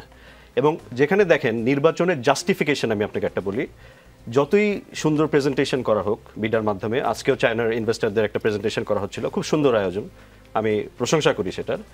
কিন্তু আপনি যতই বলেন একটা স্টেবল গভর্নমেন্ট, একটা ইলেক্টেড গভর্নমেন্ট না আসলে এই ইনভেস্টমেন্টগুলো কিন্তু আসবে না। আপনি যেহেতু আশিক চৌধুরীর কথা বললেন, তিনি এখানে এই কথাও বলেছেন, আপনি নিশ্চয়ই খেয়াল করেছেন, তিনি যেটা বলেছেন যে রাজনৈতিক ইস্যু বিনিয়োগের জন্য প্রতিবন্ধকতা সৃষ্টি করবে না। মানে বিডার নির্বাহী চেয়ারম্যান চৌধুরী আশিক মাহমুদ বিন হারুন বলেছেন, তিনি যেটা বলেছেন যে বাংলাদেশে যখন যে নির্বাচনের মাধ্যমে সরকারে আসুক বৈদেশিক বিনিয়োগকে সর্বোচ্চ গুরুত্ব দেবে, সুতরাং বৈদেশিক বিনিয়োগ নিয়ে কারো মত ভিন্নতা নেই। বিনিয়োগকারীরা এই বিষয়ে প্রশ্ন তুলছেন না, তিনি বলেছেন। তিনি বলছেন যে এখন যারা বিনিয়োগের ব্যাপারে কথা বলছেন তারা 2026 সালের প্রথমার্ধ থেকে শুরু করে 2028 সালে বিনিয়োগের কাজ শুরু করবেন। কাজে উনি যেটা বোঝাতে চেয়েছেন, বিনিয়োগকারীরা যদি 2026 সালের শুরুতেই করেন বিনিয়োগ, তার মানে তো ইলেকশন হচ্ছে কি হচ্ছে না সেটা তাদের কনসার্ন না। কিন্তু বিএনপি সবসময় কেন বলে আসছে যে ইলেকশন না হলে বিনিয়োগকারীরা আগ্রহী হবেন না? বিনিয়োগের সাথে দ্বিমত পোষণ করছে, কারণ উনি যেসব দেশে কাজ করে আসছেন, যেমন সিঙ্গাপুর, সেখানে এই ধরনের নির্বাচন ব্যবস্থাই ছিল না। আমরা জানি যে সিঙ্গাপুরে একটি গভর্নমেন্ট লং রানিং গভর্নমেন্ট ছিল। তো সেই ক্ষেত্রে উনি যেমন বিদেশের সাথে বাংলাদেশের কনটেক্সটকে তুলনা করলে কিন্তু হবে না। আপনার শেয়ার বাজারের অবস্থা কিন্তু দেখতে পাচ্ছেন, এটা ধ্বংসপ্রায় অবস্থায় আছে। একটি ইলেক্টেড এবং স্টেবল গভর্নমেন্ট যেখানে নির্বাচনের কথা হচ্ছে চলমান, সেখানে এই স্টেবিলিটি অবশ্যই আপনার ফরেনাররা দেখতে চাইবে। আরেকটা হচ্ছে পলিসির যে কনসিস্টেন্সি, ইউনিফর্মিটি, এটাও কিন্তু অনেক প্রয়োজন। যেমন আমি টেলিকমের পলিসি নিয়ে কিছু কথা বলছিলাম, এখানে আমরা দেখছি যে এরকম আরও অনেক পলিসিতে আমি শুনছি, যেমন আপনারা দেখেছেন কিছুদিন আগে টেক্সটাইল মিলস অ্যাসোসিয়েশন তারাও কিন্তু একটা সেমিনার করেছে এবং বক্তারা খুব সোচ্চার ছিল এই গভর্নমেন্টের এগেনস্টে। তারা বলছিলেন গ্যাস নাই, ইলেকট্রিসিটি নাই, সেখানে হাই ইন্টারেস্ট রেট, এবং এগুলো যেগুলো মানে প্রবলেম আছে, দেশীয় শিল্প যে ধ্বংসের পর্যায়ে, সেখানে আপনার অন্তর্বর্তীকালীন সরকার কি করছে আমার এটা জানা প্রয়োজন। চায়না থেকে ইনভেস্টার আসছে, এর আগে আমরা অনেক ইনভেস্টার আসলো, ফরেন ইনভেস্টার আসলো, কিন্তু লোকাল ইনভেস্টার যারা ইকোনমির ব্যাকবোন, দেশীয় শিল্প, আপনি টেক্সটাইল বলেন, টেলিকম বলেন, আমি টেলিযোগাযোগ সেবা খাতের কথা বলছিলাম, শিল্প খাতের কথা দেখেন, এগুলোর কি ইনিশিয়েটিভকে আমরা দেখতে পেরেছি যে অন্তর্বর্তীকালীন সরকার এই লোকাল ইনভেস্টারদের এই দেশীয় শিল্পকে রক্ষার ক্ষেত্রে কোনো পজিটিভ ইনিশিয়েটিভ তারা নিয়েছেন? আমার তো চোখে পড়েনি। আমি যা দেখছি বিদেশি প্রেজেন্টেশন, বিদেশিরা আসবেন, কিন্তু আমি আপনাকে এটা গ্যারান্টি দিয়ে বলতে পারি যে বিদেশি এনভায়রনমেন্টটা তৈরি করার জন্য এখানে একটা ইলেক্টেড গভর্নমেন্ট অবশ্যই প্রয়োজন। এটা কিন্তু আমরা অনেক বলে আসছি, এবং এটা কিন্তু অলরেডি আপনি দেখেন যে এই যে 2 বছরে বা আপনি 5ই আগস্ট থেকেও যদি দেখেন যে ইনভেস্টমেন্ট, সেটাও কিন্তু কমে যাচ্ছে। সেই কারণে তারা এরকম একটি সিচুয়েশনে কখনো তারা ইনভেস্ট করবে না যেখানে দেশ একটি নির্বাচন, কিন্তু আমরা জানি যে এটা আজ বা কাল কিন্তু এই নির্বাচনের দিকেই কিন্তু সরকার এগোতে হবে, যে সেই নির্বাচনের আউটকাম এবং রেজাল্ট দেখে এবং এই স্টেবিলিটিটাকে পর্যবেক্ষণ করার পরেই কিন্তু বিদেশিরা তাদের বিনিয়োগ নিয়ে আসবে। এবং এখানে পলিসিগুলোকে, ঠিক আছে পলিসি, এখানেও আমার একটু দ্বিমত আছে যে পলিসিগুলোকে যদি আপনি খালি বিদেশিদেরই এনকারেজ করেন, তাহলে আমাদের দেশীয় শিল্পের কি হবে, দেশীয় কোম্পানির কি হবে? এখানে আমার মনে হয় দেশীয় কোম্পানি, যেমন আমি একটা বলি, যেমন আমরা টেলিযোগাযোগ খাতে এখানে ফরেন আর্নিংসের কিছু ইস্যুস আছে, যেমন আমরা বলেছিলাম যে এখানে একটা সেন্সিটিভ ইস্যু, কারণ এখানে মানি লন্ডারিং এর একটা বিষয় থাকে। সেখানে আমরা বলছিলাম এই খাতগুলোকে লোকাল কোম্পানিকে অগ্রাধিকার দেওয়া উচিত, কারণ বিদেশি কোম্পানি যেটা হয় তাদের ফরেন এন্টিটির মাধ্যমে তারা এই সার্ভিসটাকে ধরেন এইটা আমি ঠিক মানি লন্ডারিং কথাটা বলতে চাচ্ছি না, তারা ধরেন একটা অফশোর কোম্পানির মাধ্যমে এই সার্ভিসগুলোকে বাইরে রেখে দেয় বা ডলারটাকে বাইরে রেখে দেয়, কিন্তু একটা দেশীয় কোম্পানি কিন্তু আরো মোর ট্রান্সপারেন্ট এবং অ্যাকাউন্টেবিলিটির মধ্যে আসতে পারে। সেই ক্ষেত্রে আমার মনে হয় সরকারকে, এই অন্তর্বর্তীকালীন সরকারকে এই দেশীয় কোম্পানি এবং দেশীয় শিল্প রক্ষার্থে আমার মনে হয় কিছু পজিটিভ ইনিশিয়েটিভ এবং রিফর্মস পলিসিগুলোকে যখন তারা রিফর্মসের দিকে যাবে, এটাকে তাদের মাথায় রাখা উচিত বলে মনে করি। জি, নাভিদ নওরোজ শাহ, জামাতের নিবন্ধন প্রসঙ্গে কথা হয়েছে বাজেট নিয়ে, সেটা নিয়ে যদি আপনি কথা বলতে চান কথা বলতে পারেন, কিন্তু একটা প্রশ্ন করতে চাই। প্রশ্নটা হচ্ছে 2 উপদেষ্টার সাথে এনসিপির কোনো সম্পর্ক নাই, আপনারা প্রেস ব্রিফিং করে কথাটা বলেছেন, তাহলে মাস্ক পরা একজন ব্যক্তি যিনি দেখতে একদমই উপদেষ্টা আসিফ মাহমুদ সজীব ভুঁইয়ার মতো, তার সাথে এনসিপি নেতাদেরকে কফি শপে দেখা গেছে, এমন একটা ভিডিও ছড়িয়ে পড়েছে। একসাথে কফি খাওয়া কি কোনো সম্পর্কের মধ্যে পড়ে না? একসাথে কফি খাওয়া কি কোনো অপরাধের মধ্যে পড়ে? তাহলে প্রেস ব্রিফিং করে সম্পর্ক নেই সেটা কেন বলতে হলো? সম্পর্ক নেই বলতে আমার তো মনে হয় যেটা সবাই বুঝতে পেরেছেন, সম্পর্ক নেই বলতে বোঝানো হয়েছে যে অন্তর্বর্তী সরকারের উপরে আমাদের দলের কোনো কর্তৃত্ব নেই বা তাদের ডিসিশন মেকিং প্রসেসে আমাদের কোনো ভূমিকা নেই, এটা একদম ক্লিয়ার কাট কথা। কিন্তু যে কোনো জনগণ কিন্তু তার উপদেষ্টা বলি, মন্ত্রী পর্যায়ে যারা আছেন বা সরকারের যে প্রতিনিধিরা আছেন, তাদের সাথে তো জনগণ দেখা করতেই পারে, এটা তো আমরা মনে করি না যে কোনো অপরাধ হয়েছে। এই উপদেষ্টাদের সাথে বা এই উপদেষ্টা পরিষদের সাথে এখন যদি আব্দুল নূর তুষার বা আসিফ সিরাজ ওনারা কফি খেতে চান, এত সহজে সময় পাওয়া যায়? বিএনপি এবং জামায়াতের নেতারা 4 দিন ঘুরেও প্রধান উপদেষ্টার সময় পাননি। ডেফিনেটলি প্রধান উপদেষ্টা এক নন, কিন্তু এই উপদেষ্টাদের আমি যদি আজকে বলি, আমি তো দীর্ঘদিন ধরে উপদেষ্টাদের ইন্টারভিউর জন্য বলছি, কই ইন্টারভিউ তো পেলাম না, আর আপনারা চাইলেই কফি খেতে পারেন না। আমরা যেহেতু রাজপথের সহযোগী ছিলাম, সত্যি কথা বলতে আমাদের মধ্যে তো সেই ব্যক্তিগত সম্পর্কের জায়গাটা আছে, কিন্তু আমরা এটাই বারবার বলতে চেয়েছি যে আমাদের ব্যক্তিগত সম্পর্কের জায়গার সাথে আমাদের যে পলিটিক্যাল যে রোলটা আছে সেটার সাথে সরকারের কোনো সম্পর্ক নেই, এটাই আমরা বারবার কিন্তু ক্লিয়ার করার চেষ্টা করেছি। সুতরাং আমার মনে হচ্ছে এটা খুবই একটা অহেতুক টপিক। সেখানে ব্যক্তিগত আলাপ হয়, কোনো রাজনৈতিক আলাপ হয় না। না, সেটা তো আমি তো ওখানে ছিলামই না, প্রথম কথা হচ্ছে এইটা, এবং আমার সাথে আসলে এখনো কোনো উপদেষ্টার দেখাও হয়নি সত্যি কথা বলতে। তো আমি তো বলতে পারি না যে কোন ধরনের আলাপ হয়, কিন্তু এটা আমরা একদম ক্লিয়ার করতে পারি যে সরকারের সাথে আমাদের কোনো মানে ফর্মাল বা ইনফর্মাল কোনো ডিসিশন মেকিং প্রসেসের মধ্যে আমরা কোনোভাবেই নেই, এটাই সেটা ওই বক্তব্যের মূল কথা। সুতরাং এই কফি হাউসের যে একটা মানে ভিডিও থেকে বা সিসি ক্যামেরার ভিডিও থেকে, এগুলো শুধু অপপ্রচার চালানোর প্রচেষ্টা ছাড়া আর কিছুই নয়। এবং যে আন্তর্জাতিক মানে সাংবাদিকরা এই কাজটা করছেন তাদেরকে মানে তাদের একটা গ্রহণযোগ্যতা ছিল, ফ্যাসিবাদ বিরোধীর সময় তারা অনেক ভালো ভালো কাজ করেছেন, আমরা কিন্তু সেগুলোকে বাহবা দিয়েছি বা অনুপ্রাণিতও হয়েছে। কিন্তু তারা এখন একটা সিসি ক্যামেরার ভিডিও প্রচার করে যদি অপপ্রচার চালানোর চেষ্টা করেন, এটা আমরা মানে ডিনাউন্স করছি। বাজেট এবং জামায়াতের নিবন্ধন নিয়ে যদি আপনি কথা বলতে না চান, আমি পরের প্রশ্নটি করতে চাই। মবের নামে নাশকতার সুযোগ নেই এখন। আপনাদের দলের সার্জিস আলমের সামনে দাঁড়িয়ে রংপুরে এক সেনা সদস্য এমন বার্তা দিয়েছেন। এই বার্তাকে এনসিপি কেমনভাবে নিয়েছে, সকলের কেমনভাবে নেওয়া উচিত? আচ্ছা, প্রথমে যদি বাজেট নিয়ে বলতে চাই, বাজেট নিয়ে আসলে যেহেতু ভাই অনেক ডিটেলস বললেন, তো আমাদের শুধু এটাই বলার আছে, যেহেতু এটা গণ অভ্যুত্থানের পরে প্রথম বাজেট হতে যাচ্ছে বাংলাদেশের, এবং বাংলাদেশের রাজনীতিতে গণ অভ্যুত্থানের একটা বিশাল ভূমিকা আছে এবং সামনেও থাকবে বলেই আমরা মনে করি।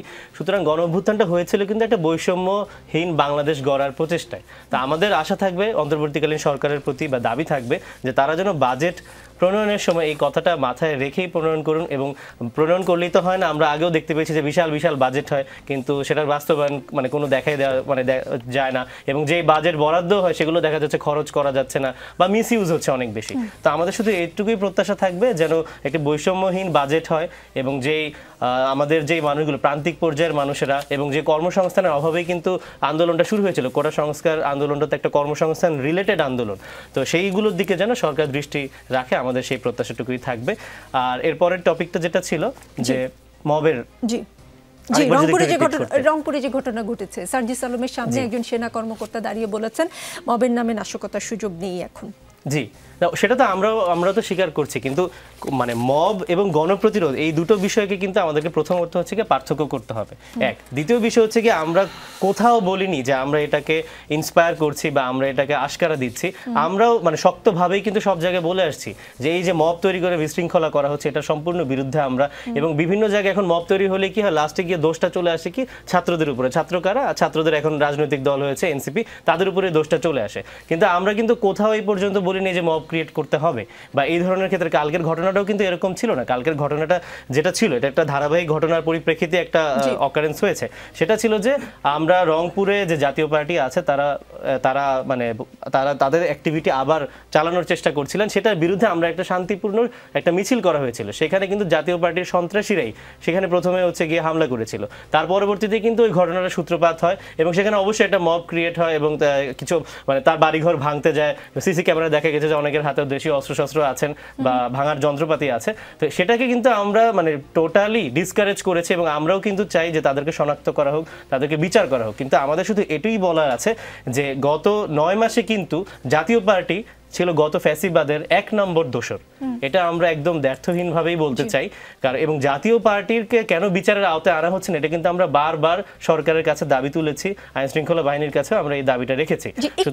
একটু মাঝখানে বলি, ফ্যাসিবাদ বিরোধী লড়াই সেনাবাহিনীর স্পষ্ট অবস্থান ও কার্যক্রম দেখতে চান সার্জিস আলম। তিনি লিখেছেন, জাতীয় পার্টি চেয়ারম্যান JM কাদেরের রংপুরের বাড়িতে সামান্য আগুন নিয়ে যাদের এত চিন্তা, তারা গত 9 মাসে আওয়ামী লীগের সন্ত্রাসী ও খুনিদের ধরতে কয়টি অভিযান চালিয়েছে, সেই প্রশ্ন তিনি তুলেছেন। এটাও লিখেছেন যে বাংলাদেশ সেনাবাহিনীকে আমরা এখনো যথেষ্ট সম্মানের জায়গায় রাখি, কিন্তু ফ্যাসিবাদ বিরোধী লড়াইয়ে আরো স্পষ্ট অবস্থান ও কার্যক্রম আমরা দেখতে চাই। এটা কি এনসিপির দলীয় অবস্থান? মানে এটাতে তো আমি কোনো দ্বিমত পোষণ করার কোনো জায়গা দেখতে পাচ্ছি না। কারণ উনি কিন্তু বলেছেন যে প্রথম কথা হচ্ছে আমরা কিন্তু মবকে একদমই উৎসাহিত করছি না, এটা আমি আবারও এখানে সবার আপনাদের সামনে ক্লিয়ার করে দিচ্ছি। কিন্তু জাতীয় পার্টিকে তো বিচারের আওতায় আনতে হবে এবং এটা আমরা বারবার বলা সত্ত্বেও কিন্তু জাতীয় পার্টি যারা অপরাধী ছিলেন, প্লাস গত 15 বছর যেহেতু তারা একটা গৃহপালিত বিরোধী দলের ভূমিকা জাতীয় পার্টি পালন করেছে, সেটার বিচার কোথায়? তারা যদি এরকম বিরোধী দল না হতেন তাহলে কিন্তু ফ্যাসিবাদ এভাবে জেকে বসতে পারতো না। বা আমরা বিএনপির ভাই আছেন আমাদের সামনে এবং অন্যান্য রাজনৈতিক দল যে কঠোর আন্দোলন করেছে রাজপথে, জাতীয় পার্টি বিরোধী দল থাকা অবস্থায় তারা কি করেছে? তারা জুলাইও কিছু করেনি। তো সেই ক্ষেত্রে তাদেরকে কেন বিচারের আওতায় আনা হবে না, এটাই কিন্তু সার্জিস আলম জোর দিয়েছেন এই বিষয়টার প্রতি। কিন্তু যারা নাশকতার চেষ্টা করছে আমরা তাদেরও বিচার চাই। জি, মানে ফ্যাসিবাদ বিরোধী লড়াইয়ে আপনারা সেনাবাহিনীর আরো স্পষ্ট অবস্থান চান, সেটা যদি একটু বুঝিয়ে বলতেন। সেনাবাহিনীর অবস্থান চাই সেই অর্থে যে জাতীয় পার্টির যারা এই বিশৃঙ্খলাটা তৈরি করেছে আমরা তাদের প্রতি সেনাবাহিনীর কঠোর অ্যাকশনটা আগে দেখতে চাই, সেটা এখানে বলা হয়েছে। জি, আব্দুল নূর তুষার, ব্রিগেডিয়ার জেনারেল হুমায়ুন কাইয়ুম সার্জিস আলমকে যেটা বলেছেন, শরীরে যতক্ষণ রক্ত আছে we are not going to promote anyone, যে দেশের বিরুদ্ধে করে আপাতত স্ট্যান্ডিং হলো, যে জনগণের অসুবিধা করে, ভ্যান্ডালিজম করে, মবের নামে যে আগুন লাগায়, ঘরদোর ভাঙচুর করে, এই পার্টিটাকে বার্তা দেয়া যে না এইটা করার সুযোগ নেই এখন। তারপরে এরকম একটা কথোপকথন বা সার্জিস আলমের এরকম একটা স্ট্যাটাস, সরকার আরও আগে মবের বিরুদ্ধে কঠোর হলে 163 জনের অনেকেই বাঁচানো যেত কিনা, কারণ আইন ও সালিশ কেন্দ্র রিপোর্ট করেছে গত 9 মাসে 163 জন নিহত হয়েছে গণপিটুনিতে। সরকারের দায়িত্বশীল ব্যক্তি বলেছেন যে এই মব হচ্ছে সেলিব্রেশন। আপনি খুঁজে দেখবেন কে বলেছিলেন। তো মব কি করে সেলিব্রেশন হয়? ফলে মবকে উৎসাহ দেওয়া হয়েছে।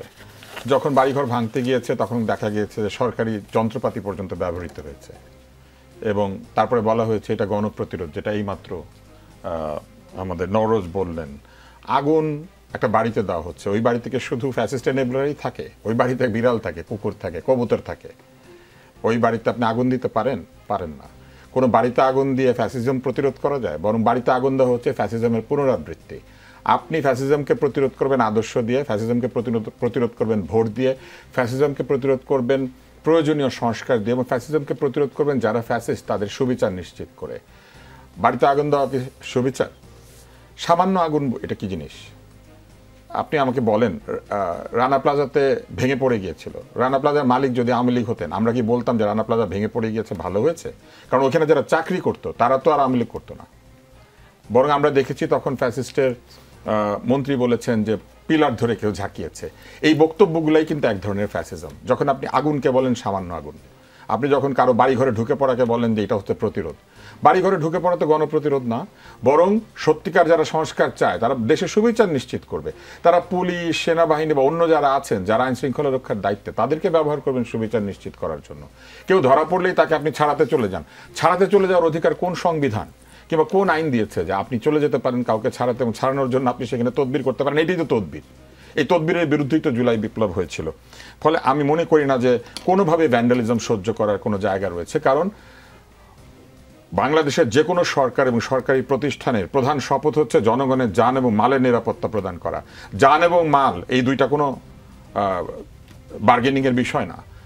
আপনি যদি কারো জানের শত্রু হয়ে থাকেন, বিচার দিতে হবে, আদালত তাকে ফাঁসি দিবে নাকি তাকে কি করবে এটা আদালত সিদ্ধান্ত নেবে। আপনি জান কেড়ে নেওয়ার কে, কিংবা আপনি কারো মাল ধ্বংস করার কে?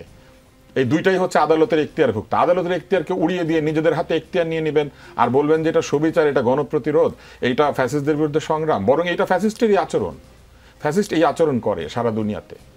ফলে আমি মনে করি না যে এই বক্তব্য সমর্থন করার কোনো জায়গা আছে। বরং আমি সম্পূর্ণভাবে মনে করি সেনাবাহিনীর ব্রিগেডিয়ার জেনারেল যেটা বলেছেন এইটাই একজন আইন শৃঙ্খলার সঙ্গে জড়িত ব্যক্তির বা একটা বাহিনীর সঙ্গে জড়িত ব্যক্তির এটাই ভাষ্য হওয়া উচিত। কারণ তাদের কাছে সব নাগরিকই নাগরিক। নাগরিকের বিচার হবে আদালতে, নাগরিকের বিচার তো রাস্তায় হবে না। এবার আমি একটু বাজেট নিয়ে আপনাকে বলি। কর সুবিধা প্রত্যাহার করে নেওয়া হচ্ছে দেশি ব্যবসাগুলির উপর থেকে, অথচ ফরেন ডিরেক্ট ইনভেস্টমেন্ট যদি হয় তাদেরকে বলা হচ্ছে যে তাদেরকে 7 বছর 10 বছর কর সুবিধা আপনি দিবেন। ধরেন একই ধরনের ব্যবসা কেউ ইপিজেড এর মধ্যে করছে আর একই ব্যবসা বাইরে করছে। আমি উদাহরণ দিই, ওয়ালটন আর মনে করেন স্যামসাং, দুইজনই ফ্রিজ বানায়। তাহলে আপনি ইপিজেড এর মধ্যে ঢুকলে ফ্রিজ বানালে আপনার কোনো ট্যাক্স নাই, আর ওয়ালটন যদি ফ্রিজ বানায় তাহলে তার কিন্তু ট্যাক্স আছে, আয়কর আছে, ইম্পোর্ট ট্যাক্স আছে, এআইটি আছে, সব আছে। তাহলে আপনি যে কাজটা করছেন, স্যামসাং এখানে ফ্রিজ বানিয়ে স্যামসাং এটাকে কম পয়সায় বিদেশে রপ্তানি করতে পারবে, সে হয়ে যাবে কম্পিটিটিভ। আর ওয়ালটন এইখানে এত বিনিয়োগ করে, যেহেতু তার ফ্যাক্টরিটা ওই ফরেন ডিরেক্ট ইনভেস্টমেন্টের ভিতরে নাই, সেই জন্য সে কিন্তু বেশি কর দেবে এবং সে নন কম্পিটিটিভ হবে। অথচ ওয়ালটন বিদেশে ফ্রিজ রপ্তানি করছে। আমি কারো পক্ষে বলার জন্য বলছি না, এইটা হচ্ছে সাধারণ উদাহরণ। আপনি যদি দেশি ব্যবসাকে শক্তিশালী না করে আপনি ফরেন ডিরেক্ট ইনভেস্টমেন্ট আশা করেন, তাহলে এটা কি হবে? এটা হবে ওই 1757 সালের ইস্ট ইন্ডিয়া কোম্পানিকে সাহায্য করার মতো ব্যাপার। তারাও তো ফরেন ডিরেক্ট ইনভেস্টমেন্ট এনেছিল। ইস্ট ইন্ডিয়া কোম্পানি তো একটা ইনভেস্টিং কোম্পানি, বাংলাদেশে এসেছিল, বাংলায় এসেছিল বিনিয়োগ করার জন্য, কিন্তু এইখানে এসে নবাবের কাছ থেকে কর সুবিধা পেয়েছিল। আর ওই একই কর সুবিধা সাধারণ জনগণ কিন্তু ওই সময় পায় নাই। হ্যাঁ, কারণ মুঘলরা তাদেরকে একটা ফরমান দিয়েছিল, যে ফরমানের মধ্যে লেখা ছিল যে তারা কর সুবিধা পাবে। ইস্ট ইন্ডিয়া কোম্পানি যে কর সুবিধা পাবে এটা কিন্তু সারা ভারতের উপর প্রযোজ্য নাকি না, এটা নিয়ে তর্কটা ছিল।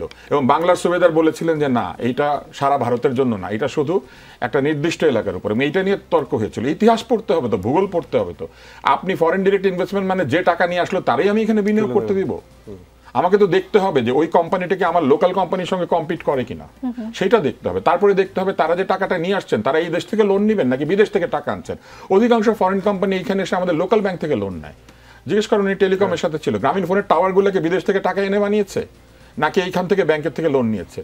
এবি ব্যাংক কয় টাকা লোন দিয়েছে টেলিকম কোম্পানিগুলিকে, কিংবা অন্যান্য ব্যাংকগুলি ফার্স্ট জেনারেশন সেকেন্ড জেনারেশন ব্যাংকগুলো কত টাকা লোন দিয়েছিল এই কোম্পানিগুলিকে। তারা ডিরেক্টলি লোন না দেওয়ার জন্য তারা কি করেছে জানেন, টাওয়ার বানিয়েছে লোকাল কোম্পানিকে দিয়ে। লোকাল কোম্পানি লোন নিয়েছে, কিন্তু টাওয়ার বানিয়েছে ওদের জন্য।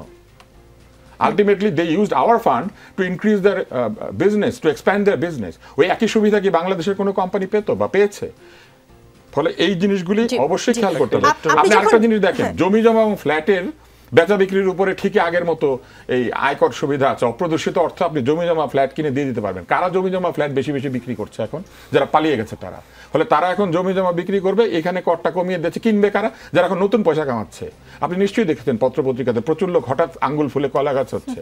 এই আঙ্গুল ফুলে কলা গাছগুলি এখন পালিয়ে যাওয়া ফ্যাসিস্টদের জমি জমা কিনবে, এবং এই জন্য ওইখানে আপনি অপ্রদর্শিত আয় আগের মতোই আপনি বলবেন যে জমি জমা কিনলে পরে অপ্রদর্শিত আয় প্রদর্শিত হয়ে যাবে। আমি আপনার কাছে আসবো, জাস্ট আমি আসিফ সিরাজ রাব্বানির কাছ থেকে ঘুরে আসি। এই যে কারা নতুন ফ্ল্যাট কিনছে এইটা বলার পর আমার একটা বিষয় মাথায় আসলো আর কি। একদল যারা চলে গেছে দেশ থেকে তারা বিক্রি করছে, আর নতুন যারা আঙ্গুল ফুলে কলা গাছ তারা ফ্ল্যাটগুলো কিনছে। একটা গণমাধ্যমে একটা খবর নজরে আসলো, বিএনপি নেতাদের কবজায় ঢাকা দক্ষিণ সিটির কোরবানির পশুর হাট। শিরোনামটা এইরকম। বিগত বছরগুলোতে ঢাকা দক্ষিণ সিটি কর্পোরেশনের কোরবানির পশুর হাটগুলো ছিল আওয়ামী লীগের নেতাদের কবজায়। এবার সব হাটের নিয়ন্ত্রণ নিয়েছেন বিএনপি নেতারা। এর মধ্যে নিয়ম ভেঙে সরকারি দরের চেয়ে অর্ধেক দামে বিএনপি নেতারা দুটি হাটের ইজারা বাগিয়ে নিয়েছেন। হাট দুটি একটু মনে হয় বলি ইন্টারেস্টিং আছে। দুটি হাটের মধ্যে একটি হলো রাজধানীর নারিন্দায় সাদেক হোসেন খোকা মাঠের দক্ষিণ পাশের খালি জায়গা ও ধলাই খাল ট্রাক টার্মিনাল। অস্থায়ী হাটের সরকারি মূল্য ছিল 4,64,15,280 টাকা, কিন্তু হাটটি 2,25,00,000 টাকায় ইজারা দেওয়া হয়েছে। হাটটির ইজারা নিয়েছেন সৈয়দ মাসুদ রেজা। তিনি প্রয়াত সাদেক হোসেন খোকার গোপীবাগের বাসা দেখভাল করেন বলে স্থানীয় বিএনপি নেতারা গণমাধ্যমকে জানিয়েছেন। আরেকটা হচ্ছে ব্রাদার্স ইউনিয়ন ক্লাব সংলগ্ন খালি জায়গা সরকারি, যেটা সরকারি মূল্য ছিল 3,75,24,000 টাকা, সেটা 1,20,00,000 টাকা দিয়ে ইজারা নেওয়া হয়ে গেছে। তিনিও স্থানীয় বিএনপি রাজনীতির সাথে যুক্ত বলে জানা গেছে। চাঁদাবাজি, দখলবাজি, কোরবানি যদি না দেয় বিএনপি দলটাই কোরবানি হয়ে যায় কিনা চাঁদাবাজি আর দখলদারির কাছে? দেখুন, আমরা 5ই আগস্ট পরবর্তী এরকম যে সমস্যাগুলো আমরা যে দেখিনি এরকম হয়েছে, আমরা এটা স্বীকার করি যে হয়েছে। কিন্তু আমাদের ভারপ্রাপ্ত চেয়ারম্যান এটি নিজে এই বিষয়ে কিন্তু ওনার জিরো টলারেন্স এবং নিজের সাংগঠনিক ব্যবস্থাগুলো নিয়েছেন। এটা কিন্তু আপনারা সবাই দেখেছেন। এটা ভিজিবল। লন্ডন থেকে কতদূর করা সম্ভব যে না সেটা তো আমরা না এটা তো ধরেন আজকের একটা ঘটনা, এটা ঘটনা। এবং এখানে আমার একটা প্রশ্ন আছে, যেভাবে আপনি বললেন যে জিনিসটা আমি এটা পড়িনি, মানে আপনার থেকে জানলাম আর কি। তো এটা তো সরকার তো বিএনপি না, সরকার তো অন্তর্বর্তীকালীন সরকার। তারাই তো এই প্রসেসটাকে ইনিশিয়েট করে যেভাবে করা সেভাবে করেছে। ট্রান্সপারেন্সি এবং এটা রেখে করার দায়িত্ব তো সরকারের, এটা কিন্তু বিএনপির না। বিএনপি যারা এখন বলছেন ইজারাদার যে নিয়েছেন, সে কি কৌশলে নিল এটা তার ব্যবসায়িক কৌশল থাকতেই পারে। কিন্তু এখানে তো এমন না যে টেন্ডার দখল করা হয়েছে বা এমন না অন্যকে টেন্ডার ড্রপ করতে দেওয়া হয়নি, এমন কি কোনো ঘটনা ঘটেছে? এরকম তো শুনিনি আমি। তাহলে যে প্রসেস সরকার তৈরি করেছে সেই প্রসেসের মাধ্যমে সে আপনার দরের কথাটা বলছেন, এই যে প্রশ্নের জায়গাটি, সেই দরের বিষয়টি এটা কি ডিউ প্রসেসকে ফলো করা হয়েছে কি হয়নি সেটা এখানে দেখার বিষয় আছে। কিন্তু এটার দায়িত্ব কিন্তু অন্তর্বর্তীকালীন সরকারের, বিকজ তারা কিন্তু এখন ক্ষমতায় আছে, বিএনপি নয়। এটা এক। আর দ্বিতীয়, আমি একটা খালি বলতে চাই, আপনি যেহেতু ইলেকটোরাল অ্যালায়েন্সের কথাটা একটু বলছেন, আমি জাস্ট শেষ করবো বলে আর কি। হ্যাঁ, 30 সেকেন্ডে শেষ করবো। এখানে আমাদের মাননীয় ভারপ্রাপ্ত চেয়ারম্যান একটা কথা বলেছেন, জাতীয় সরকারের কথা বলেছেন। এটা কিন্তু একটা কমিটমেন্ট আছে, কিন্তু জাতীয় সরকার বলতে যেটা আমরা বুঝাই দ্যাট ইজ পোস্ট ইলেকশন। কারণ প্রি ইলেকশন যে অ্যালায়েন্সের কথা হচ্ছে সেটা আমার জানা নেই, হয়তো হাইকমান্ডের বিষয়টা তারা জানেন। কিন্তু আমি মনে করি যে এই ফ্যাসিস্ট সময় যে নির্বাচন 16 বছর আমরা দেখেছি এবং একটি গৃহপালিত বিরোধী দল আমরা দেখেছি, আমি একজন তরুণ সমাজের প্রতিনিধি হয়ে ওরকম নির্বাচন আমরা দেখতে চাই না। আমরা একটা চাই যেখানে দ্য বিউটি অফ ডেমোক্রেসিকে আপহোল্ড করা হবে, সেরকম নির্বাচনই আমরা দেখতে চাই। জি জি। নাভিদ, আপনি যদি ছোট করে এই অ্যালায়েন্স নিয়ে কিছু বলেন। আপনিও বলতে চেয়েছিলেন, কিন্তু 30 সেকেন্ডে সময় নেই আমার। আচ্ছা, আমার শুধু এটাই ক্লিয়ারলি আমরা বলতে চাচ্ছি যে আসন ভাগাভাগি নিয়ে বিএনপির সাথে আমাদের কোনো দর কষাকষি হচ্ছে না বা কোনো কথাই হয়নি। এটা আমি জাতির সামনে একদম স্পষ্ট করতে চাই, যেটা আমাদের দলের শীর্ষ নেতারাও অলরেডি স্পষ্ট করেছেন। আর এছাড়া বেশ কিছু টপিক ছিল, যদি সময় পাওয়া যায় তাহলে একটু। সময় না, কিন্তু আপনাদের এই কথা আসলে ঠিক জাতি কতখানি বিশ্বাস করবে? আপনারা বলছেন যে আপনাদের মধ্যে আসন এরকম ভাগাভাগি হয়নি, আপনারা বলেছেন যে আপনাদের উপদেষ্টাদের সাথে কোনো সম্পর্ক নেই, আবার একসাথে কফি খান, আবার বলেন কফি খাওয়া অপরাধ না। কাজে আমি ঠিক জানি না দর্শক কতটা মেনে নেবে। আব্দুল নূর তুষার জাপান থেকে ফিরলেন মাত্র, প্রধান উপদেষ্টা আবারও লন্ডনে যাবেন তিনি অ্যাওয়ার্ড নিতে। গণমাধ্যম বরাদ আমরা জানতে পেরেছি 10 মাসে 10টি দেশ সফর করেছেন তিনি। ডক্টর ইউনূস খুবই ডায়নামিক, তার প্রেস উইং থেকে বার বারবার বলা হয় যখন দেশে নির্বাচন নিয়ে বড় দলটির সাথে সরকারের দূরত্ব, সেনাবাহিনীর সাথেও এক ধরনের দৃশ্যমান অদৃশ্যমান যেটাই বলি এক ধরনের দূরত্ব আমরা খেয়াল করছি। প্রধান উপদেষ্টা বললেন যে কমফোর্টেবল সিচুয়েশনে নির্বাচন দিবেন। তিনি দেশে আরও বেশি দিন থাকলে, সময় দিলে এখানে কমফোর্টেবল সিচুয়েশনটা আরও দ্রুত তৈরি হতো কিনা? তার দেশে থাকা বা না থাকার সাথে কমফোর্ট বা ডিসকমফোর্টের কোনো সম্পর্ক আছে বলে আমি মনে করি না, এবং কফি খাওয়ারও আমি বিরোধিতা করি না, কারণ তারা তো বন্ধু, তারা চাইলে কফি খেতেই পারবেন। আমার আপত্তিটা মাস্কে, কারণ ওইখানে কি এমন অবস্থা ছিল যে কারো মুখে মাস্ক নাই, কিন্তু ওই সাদা পাঞ্জাবি পরা ভদ্রলোক মাস্ক পরেছিলেন, যে কারণে তার আইডেন্টিটিটা আসলে ডিরেক্টলি ডিসক্লোজ না।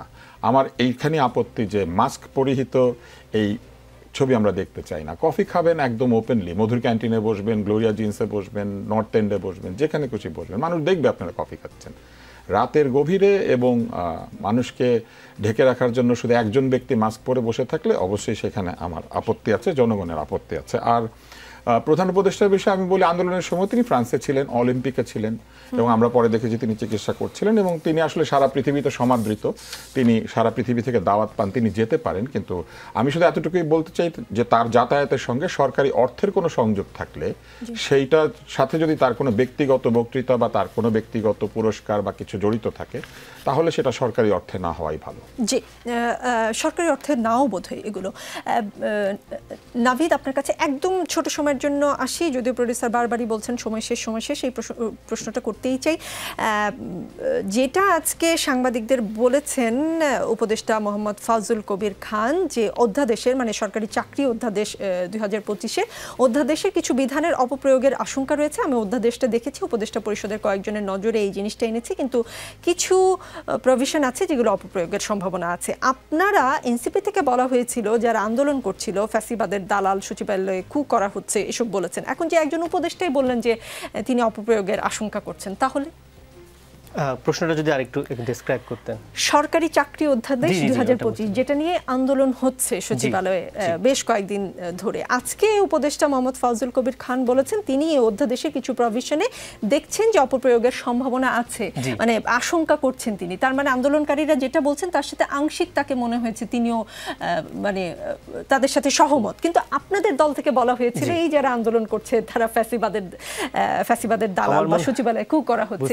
এখন আমার মনে হয় দুটো বিষয়কে আলাদা করলে ভালো হয়, কারণ আমাদের যে বক্তব্যটা ছিল সেটা তো আমরা মানে একদম না জেনে বলিনি, বুঝে শুনেই বলেছিলাম। কিন্তু অন্তর্বর্তীকালীন সরকার যে প্রস্তাবনা দিয়েছে সেখানে অপব্যবহার তো যে কোনো কিছুই হতে পারে, প্রতিটা বিষয়েরই তো প্রজ এন্ড কনস আছে, সুতরাং অপব্যবহার হতেই পারে। কিন্তু এখানে আমাদের বক্তব্য থেকে সরে আসার কোনো কারণ আমরা দেখি না।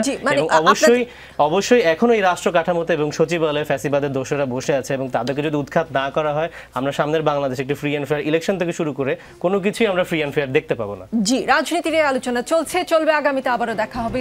সবাই ভালো থাকবেন।